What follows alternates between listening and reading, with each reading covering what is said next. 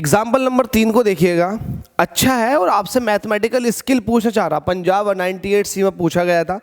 तो mathematical skill, आप mathematics में कितने अच्छे हैं, आपसे इंटीग्रेशन डिफरेंशिएशन कितने अच्छे से आता है, आपको वैल्यू कितने अच्छे से पुट करनी आती है, बस वो पूछना चाह रहा आपसे।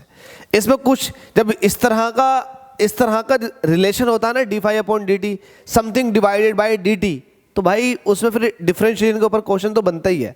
तो यहाँ लिख देते हैं सॉल्यूशन। आपसे क्या कह रखा है और क्या दे रखा है यहाँ पर देख लो। हेयर आपसे क्या रखा था, magnetic flux through a coil perpendicular to the plane is varying according to the relation.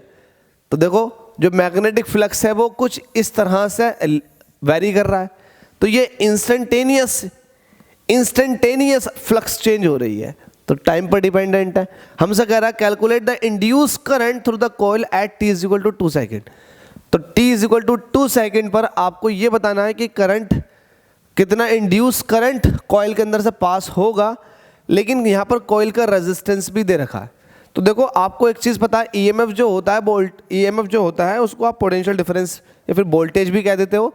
EMF जो होता है वो होता है करंट इनटू रेजिस्टेंस। जब तक आपको ईएमएफ पता नहीं होगा तब तक आप करंट नहीं निकाल सकते। तो पहले इंड्यूस ईएमएफ निकाल लो, क्योंकि रेजिस्टेंस ये गिवन है। तो अगर ये आपने निकाल लिया, ये तो गिवन है, तो करंट आप बहुत आराम से निकाल सकते हो। तो पहले आप इंड्यूस ईएमएफ निकाल लो। तो आपको यहाँ पर 5 दिया हुआ है, कितना है 5t³ सही करके बना बेटा, सही करके बना।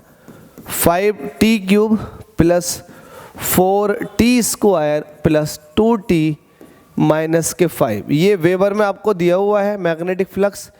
अब चूंकि आपको d∅/dt निकालना है, टाइम के रिस्पेक्ट में इसका डिफरेंशिएशन करना, तो d/dt ऐसे ही रहने दो। 5 की वैल्यू रख देंगे 5t³ plus 4t² plus 2t minus 5। जरा एक बार डिफरेंशिएशन करो और बताओ क्या वैल्यू निकल कर आई। जब टाइम के रिस्पेक्ट में एक बार डिफरेंशिएशन करेंगे तो आपको पता है डिफरेंशिएशन का रूल ये होता है कि अगर मैं किसी फंक्शन का, कोई फंक्शन ये है x की पावर n, और मैं x के रिस्पेक्ट में इसका डिफरेंशिएशन करता हूँ तो पावर पहला आ जाती है और पावर में से एक कम हो जाता है। ये डिफरेंशिएशन का रूल है। तो पावर मैं t के रिस्पेक्ट में कर रहा हूँ, t वालों का ही करूँगा, तो t की जो पावर है वो पहला आ जाएगी और पावर में से एक कम हो जाएगा। तो जैसे 3 पहला आएगा मल्टीप्लाई कर जाएगा 5 के साथ, 15 हो जाएगा, और पावर में से एक कम मतलब 3 में से एक कम करेंगे 2 आ जाएगा। प्लस है, प्लस लगा देंगे, पावर पहला आ जाएगी 4 के साथ मल्टीप्लाई कर जाएगी और पावर में से एक कम हो जाएगा। 2 में से एक कम करेंगे तो आएगा 1, प्लस t के ऊपर पावर 1 है, 1 की जब 2 से मल्टीप्लाई करेंगे आएगा 2, और 1 में से जब 1 निकालेंगे तो आ जाएगा 0, और t की पावर 0 या किसी की पावर 0 का मतलब होता है 1।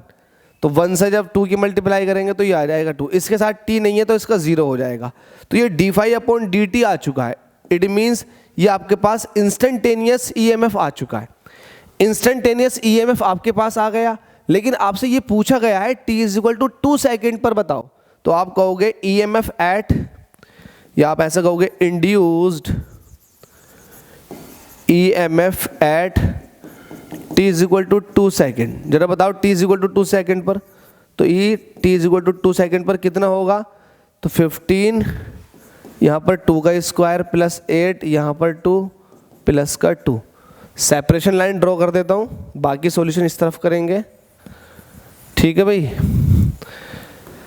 देखो यहाँ पर ईएमएफ निकल रहा है 15, 2 का स्क्वायर होता है 4, तो 15 चौके 60, 15 चौका 60 होता, 15 × 45, 15 चौका 60 सही है, प्लस 8 दूनी 16 और प्लस 2 ऐसे रहेगा।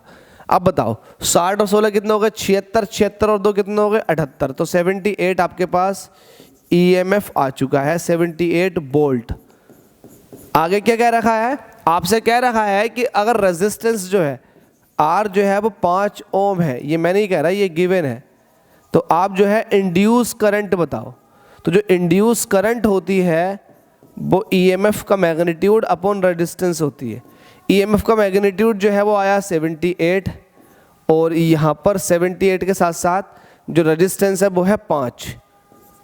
तो डिवाइड करो 78 को 5 से डिवाइड करो, 5 से डिवाइड करोगे 5 1 5, 2 बचे, उतार लिया 8, तो 5 पंजे 25, सब्ट्रैक्ट करने पर 3 लगा दिया, पॉइंट बढ़ा दिया 5 6 30,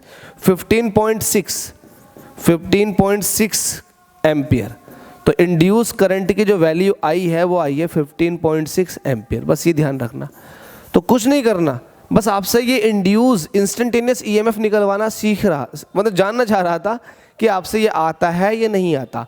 इसके बाद आगे की इसके लिए आपको बड़े अच्छे से पता, आपने बहुत सारे क्वेश्चनों में किए, करंट पूछ लेता है, कभी कभी आपको रेजिस्टेंस पूछ लेता है, तो ये सारी बात आपको क्लियर है। उम्मीद करता हूँ क्वेश्चन क्लियर हो गया होगा। अगर नहीं हुआ है तो डिस्क्रिप्शन में टैली, इंस्टा, फेसबुक का लिंक देखा, जा करके फॉलो करें, वहाँ जा करके अपने क्वेरीज डिस्कस कर सकते हैं। Thank you so much.